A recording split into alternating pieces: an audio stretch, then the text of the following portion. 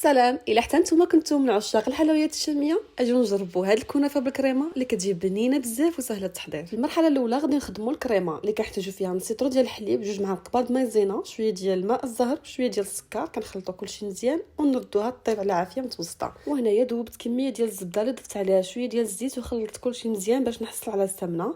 جبت الكنافه ديالي اللي كانت في الفريغو، طحنتها بالطحانه بحال هكا حتى ولات هكا رقيقه، ودرت عليها هذيك الزبده وبقيت كنبلبلها مزيان بين يديا حتى دخلت داك الزبده مزيان فيها. الكريمه ديالي وجدات ضفت عليها معلقه ديال الزبده وجوج معالق كبار ديال الجبن، خلطت كلشي مزيان حتى ولات كريميه بهذا الشكل هذا.